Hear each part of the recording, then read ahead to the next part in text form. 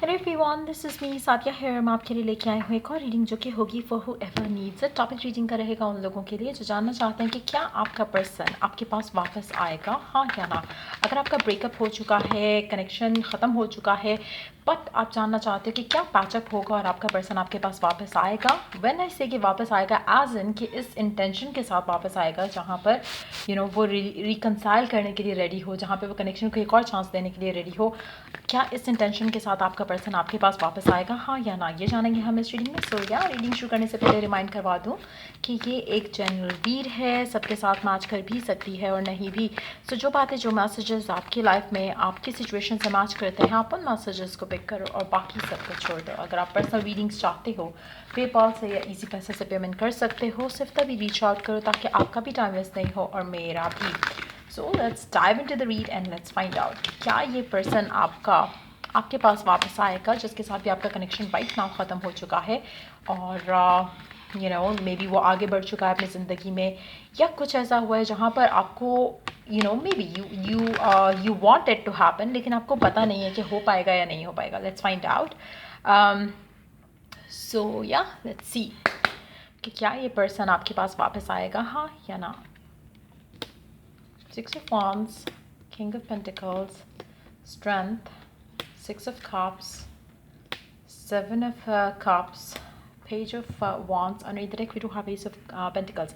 Majority लोग जो कि जानते हैं कि आपका पर्सन आपसे दूर होने का रीज़न थर्ड पार्टी नहीं थी, एज इन एक नई लड़की या एक नया लड़का उसकी ज़िंदगी का हिस्सा नहीं बना, उनके लिए यस ये पर्सन वापस आएगा। अगर आपके पर्सन के लिए स्पेशली अगर वो लोग जो कि बहुत श्योर हैं एक चीज़ को लेकर कि आपका पर्सन और आपके दरमियान में जो डिफरेंसेस हुए उसमें कहीं ना कहीं मॉनेटरी चीज़ें आड़े आई थी, तो then yes, a big big big yes to all of you out there जो कि जानते हैं कि आपके पर्सन का करियर, फाइनेंसेस, वो सिचुएशंस जो कि वो अपनी करंट लाइफ में ऑलरेडी डील कर रहा था, जिसकी वजह से आप लोगों का ब्रेकअप हुआ, जिसकी वजह से वो टाइम नहीं दे पा रहा था, जिसकी वजह से you chose to end up being separated. तो मुझे लगता है कि यस ये पर्सन जब अपना कैरियर गोल्स, अपनी फाइनेंशियल स्टेबिलिटी अपनी अचीव कर पाएगा तो वो डेफिनेटली आपके पास वापस आएगा। इन दैट सिचुएशन मुझे लगता है कि स्टिल गिवन सर्कमस्टांसेस में भी आपका पर्सन आपको मिस करता है और वो चीज़ें बेहतर करना चाहता है, लेकिन समहाउ मुझे लगता है कि फ़िलहाल उसकी टॉप प्रायोरिटी जो है वो सक्सेस है, मनी, मनी से रिलेटेड जो भी चीज़ें हैं वो उसका टॉप प्रायोरिटी है राइट नाउ। लेकिन जब वो अचीव कर लेगा अपनी सिक्योरिटी, अपने फाइनेंशियल स्टेबिलिटी, तो वो डेफिनेटली आपके पास वापस आएगा। और वो इसलिए नहीं आएगा कि उसको टाइम पास करना है, वो इसलिए आएगा क्योंकि उसको आपकी ज़रूरत होगी इमोशनली, मेंटली, फिजिकली। और मुझे लगता है कि कहीं ना कहीं पर्सन ज़रूर विश करता है कि आप आगे अपनी ज़िंदगी में ना बढ़ो उसको छोड़ के। एक और चीज़ मैं यहाँ पे बता दूँ कि आपका कनेक्शन बहुत स्ट्रांग है, आपकी जो अट्रैक्शन है टुवर्ड्स ईच अदर वो बहुत स्ट्रांग है। अगर आपको रियलाइज़ नहीं भी होता तो बट दैट्स द रियलिटी। कहीं ना कहीं आप लोग हो सकता है ऑन अ डिवाइन लेवल आप दोनों ऑलरेडी अटैच्ड हो और टाइड हो टुवर्ड्स ईच अदर, कहीं ना विद ईच अदर। और कहीं ना कहीं ये आपका एक दूसरे के साथ वापस आना वो ऑलरेडी रिटन है स्टार्स के अंदर। तो मुझे लगता है कि डेफिनेटली ये पर्सन आपके पास वापस आएगा। कब आएगा वो सबके लिए डिफरेंट होगा, हर कोई इंसान अपनी जर्नी में डिफरेंट पाथ पे होगा इस इंसान के साथ। सो कहीं ना कहीं चीज़ें कुछ लोगों के लिए जल्दी हो जाएंगी, कुछ लोगों के लिए it is going to take time. So depend करता है हर किसी के लिए, लेकिन ये एक चीज़ तो कंफर्म है कि पर्सन वापस आएगा और इसको पता है कि वापस आएगा। इसको एक इनर नोइंग है ऑलरेडी, जैसे शायद आपको भी फील होता है कि ये कनेक्शन अल्टीमेटली जो है किसी अच्छी डायरेक्शन में आएगा वापस और चीज़ें बेहतर हो जाएंगी। इसी तरह ये पर्सन भी जानता है, इसको भी उतनी ही होप है, इतना ही बिलीफ है इस कनेक्शन को लेकर। लेकिन समहाउ करंट सिचुएशन जो है वो फेवरेबल नहीं है, करंट सिचुएशन जो है वो ऐसी नहीं है जहाँ पर ये पर्सन अपने प्यार का इजहार कर सके ओपनली एंड ऑनेस्टली, या फिर करंट सिचुएशन को लेकर वो ईजी फील करे इस कनेक्शन को लेकर। कहीं ना कहीं उसके ऊपर बहुत या तो रिस्पॉन्सिबिलिटी है या फिर वो अपने आप को इन चीज़ों से फ़िलहाल दूर रखना चाहते हैं, क्योंकि शायद आपका पर्सन जो है वो बहुत ज़्यादा इन्वेस्ट हो जाता है चीज़ों में। अगर वो लव लाइफ में है तो वो लव लाइफ में है, अगर वो करियर में है तो वो करियर में है, तो उसके लिए बैलेंस मेंटेन करना शायद ईजी नहीं है। इसलिए फ़िलहाल उसकी टॉप प्रायोरिटी आप नहीं हो या कनेक्शन नहीं है। लेकिन डेफिनेटली वो चाहेगा कि वो आपके पास वापस आए जब इसके अपने जो इसने टारगेट सेट किए हुए हैं कि ये मैंने अचीव करना है, जब वो हो जाएगा तो डेफिनेटली आपके पास वापस आएगा। और इसको पता है, ये एक इनर नोइंग इसको भी है कि अल्टीमेटली आप दोनों ने वापस आना है। सो कहीं ना कहीं सेंस ऑफ सिक्योरिटी भी फील करता है आपका पर्सन टुवर्ड्स यू, लेकिन at the same time wish and hope भी करता है कि आप इससे मूव ऑन ना कर जाओ। सो वो एक एक विश, एक डिज़ायर है, लेकिन मुझे लगता है कि कहेगा नहीं आपका पर्सन आपको कि वो चाहता है कि आप उसका वेट करो, क्योंकि मुझे लगता है कि ये पर्सन जो भी है इसको नहीं पता है how long this person is going to take, और ये इसलिए आपसे कुछ कमिट नहीं करेगा, आपको कुछ भी ऐसा नहीं कहेगा जिससे आपको ये रोके, क्योंकि कहीं ना कहीं इसके अंदर एक वो एक जैसे होता है ना कि आप नहीं चाहते हो कि आप ब्लेम लो किसी भी चीज़ का। जैसे फॉर इंस्टेंस ये अगर आपको टाइम दे देते हैं कि एक साल के अंदर मैं तुमसे शादी करूंगा या मैं तुमसे शादी करूंगी, तो ये पर्सन अगर उस चीज़ को पूरा ना कर पाए तो इसको एक कीड़ा काटता रहेगा अंदर अंदर। ये वो चीज़ या वो रिस्क नहीं लेना चाहता, इसलिए वो चीज़ों को कुछ भी एक होता है ना कि कमिट कर जाना, वो नहीं कर रहा फॉर नाउ।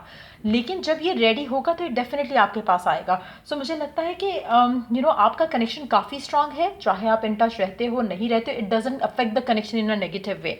आपका पर्सन आपके बारे में उतना ही सोचता है जितना कि उसे सोचना चाहिए एज अ कपल या एज अ पार्टनर।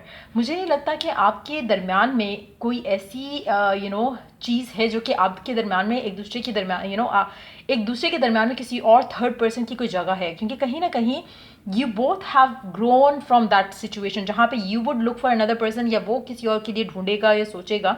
अगर उसने कुछ करना होता या अगर उसके पास टाइम होता तो वो शायद आपको ही टाइम देता, शायद वो आपके पास ही आता। लेकिन राइट नाउ मुझे नहीं लगता कि ये लव लाइफ की सिचुएशन जो है उसके माइंड में उस तरह से है जैसे कि होनी चाहिए। राइट नाउ थोड़ा गार्ड ऑन गार्ड है आपको लेकर, कनेक्शन को लेकर, रिलेशनशिप को लेकर, नॉट आपको लेकर, जस्ट लव लाइफ को लेकर। सो मुझे लगता है कि वो चीज़ इसके जहन में है, इसका इसका कैरियर, इसका फोकस जो है वो कुछ और है राइट नाउ। लेकिन जब आप इसका फोकस बनोगे तो डेफिनेटली ये पर्सन आपके पास आएगा। और मुझे नहीं लगता कि उसमें इसको कोई सोचने की ज़रूरत पड़ेगी कि मुझे जाना चाहिए या नहीं जाना चाहिए। बहुत क्लियर होगा इसको, क्योंकि अगर इसने सोचना होता तो अब तक मूव कर चुका होता आपसे या आपके कनेक्शन से। सो कहीं ना कहीं इसके दिल में एक ख्वाहिश है आपके लिए, इस कनेक्शन के लिए, लेकिन राइट नाउ शायद ही कह नहीं रहा। सो डेफिनेटली पर्सन आपके पास वापस आएगा। लेट्स सी के ओरेकल गाइडेंस क्या है राइट नाउ गिवन सिचुएशन में आपके लिए। ओरेकल गाइडेंस क्या है गिवन सिचुएशन में आपके लिए।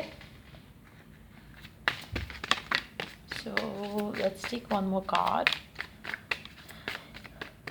ओरेकल गाइडेंस क्या है आपके लिए गिवन सिचुएशन में। ओरेकल गाइडेंस क्या है आपके लिए गिवन सिचुएशन में।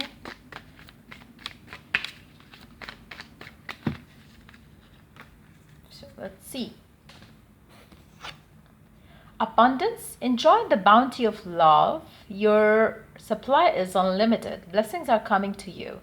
पहली चीज़। दूसरा, patience. Pause before you take action. Trust that divine timing is at work. Be patient and play while you wait. अच्छा, दो चीज़ें हैं। एक तो आपको पेशेंट रहना है इस इंसान के साथ, जहाँ पर आप पेशेंट रहोगे, बिलीव रखोगे, आपको लगेगा कि चीज़ें ऑटोमेटिकली आपके हक में बेहतर हो रही हैं। और as you wait, while you wait, make sure कि आप अपने आप को बिजी रखो। You can not be sitting and waiting and then फिर आप अब आवाज़ार होते रहो, पर्सन को भी आवाज़ार करो।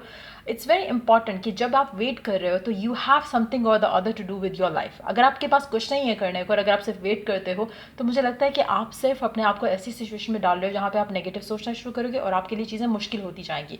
सेकेंडली, अबंडेंस जो है वो आपकी ज़िंदगी में आनी है। सो जब आपको ये बिलीव हो कि अगर आप जैसे फॉर इंस्टेंस अगर हम करंट सिचुएशन को देखें आप दोनों के दरम्यान में जो भी है, अगर आप इसको इस पर्सपेक्टिव से देखो कि आपके पास तो बस अगर ऐसा हो जाएगा तो ही पॉसिबल है, अदरवाइज ये नहीं हो सकता। लेकिन अगर आप इसको ऐसे देखना शुरू करो कि गॉड हैज़ लाइक अगर वो चाहे तो अनलिमिटेड वेज हैं जहाँ से वो आपको ब्लेस कर सके, जहाँ से वो आपको मिरेकल्स आपकी ज़िंदगी में ला सके। सो आप अपने आप को ये सोच के लिमिट नहीं करो कि ये तो पॉसिबल नहीं है। यू हैव नो आइडिया कितनी इमेंस दुनिया भरी बड़ी है अपॉर्चुनिटीज़ से। सो अगर आपको लगता है कि पॉसिबल नहीं है, बात तो हो नहीं रही है, कैसे चीज़ें अच्छी होंगी, कैसे वो मुझसे शादी के लिए बात कर सकता है, ये हो गया है, वो हो गया, when it is meant to happen it happens. So अगर आप ये फेथ ले आओ कि blessings are coming your way, और ये सोचना छोड़ दो कि कैसे होगा, and just you believe, you just stay positive around it, तो डेफिनेटली होगा। So that's what you need to focus on right now, बजाय इसके कि ये सोचो कि कैसे होगा, बात तो हो नहीं रही है, पर्सन पता नहीं शायद मूव ऑन कर चुका है और ये वो। और लाइक आई सेड अर्लियर, ये पर्सन जो भी है, जिसकी भी एनर्जी हमने टैप इन की है, ये पर्सन आपसे दूर होने का रीज़न इसका ये नहीं था कि इसकी ज़िंदगी में कोई और आ गया। मेजॉरिटी लोगों के लिए इसका रीज़न, इस इंसान का जिसकी भी हमने एनर्जी टैप इन की है, इसके लिए आप और आपके पर्सन के दरमियान में डिफरेंसेस थे। कहीं वो आपको वो सब देने के लिए रेडी नहीं था जो आप चाह रहे थे, जहाँ पे कमिटमेंट चाह रहे थे, जहाँ पे आप शादी चाह रहे थे। तो मुझे लगता है कि पर्सन उस चीज़ के लिए रेडी नहीं था। वो रीज़न बना आप लोगों के कनेक्शन के ख़त्म होने का, नॉट दैट कि वो पर्सन किसी और के साथ है। और अगर आपका पर्सन किसी और के साथ है, ये उस इंसान की एनर्जी डेफिनेटली नहीं है। So I hope it was of help, एंड अगर आपको हेल्प किया हो, गाइड किया हो, तो लाइक शेयर सब्सक्राइब ज़रूर करो। और या till I do the next reading आप लोगों के लिए, टेक केयर एंड बाय।